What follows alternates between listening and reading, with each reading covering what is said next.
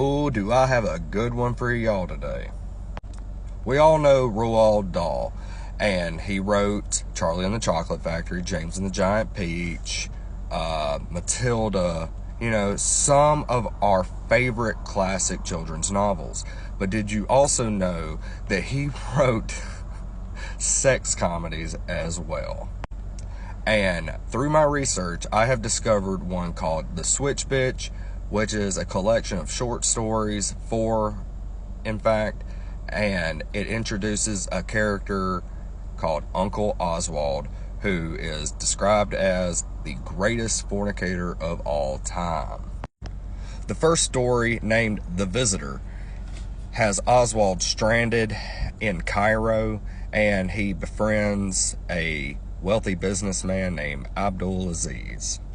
And this dude takes him back to his house, I guess for the night, so he can rest and everything.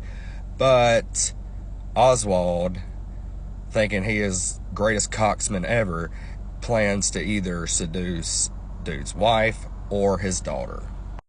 And later that night, Oswald slips into the bed of one of the women, not knowing which one it is, and he makes passionate love to her for several hours, only to be revealed the next morning that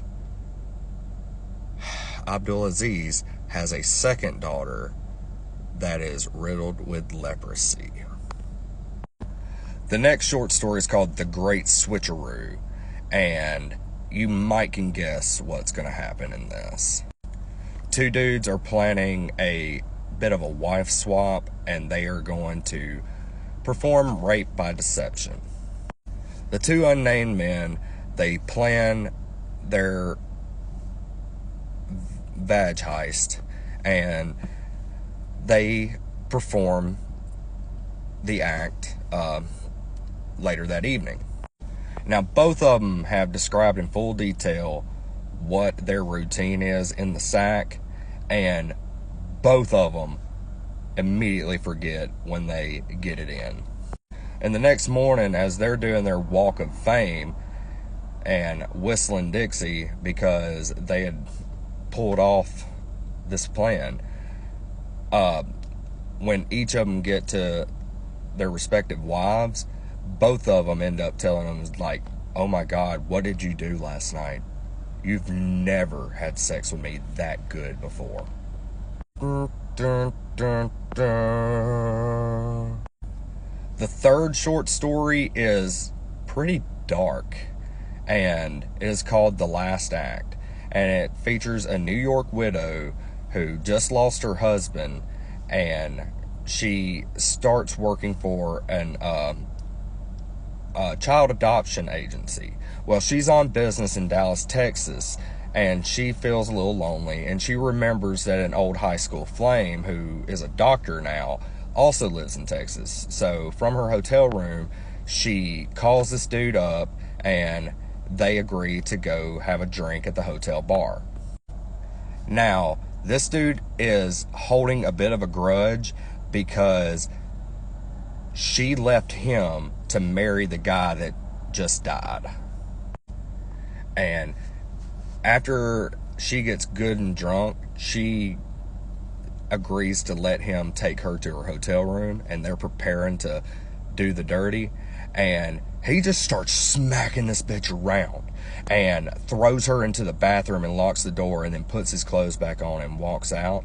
And the implication toward the end of it is that she was going to slit her fucking wrists in there because of this traumatic experience. And then our last short story, we welcome back Uncle Oswald. And at this point, we realize that Uncle Oswald is Roald Dahl's uncle, and it's told in a narrative where Dahl is reading his uncle's diaries. Oswald gets entangled with a scientist who has created a perfume that will trigger men's hyperactive sex drive and basically cause them to go on a Genghis Khan-like rampage as soon as they smell it. And Oswald takes it to this high society dinner that's actually being put on in support of an American women's movement. And that story is actually longer than the rest of them in this book, and I am going to devote an entire video just to that one. So if you're interested, I will be probably posting that later today. All right, guys, hope you enjoyed what you just watched. I will see you next time.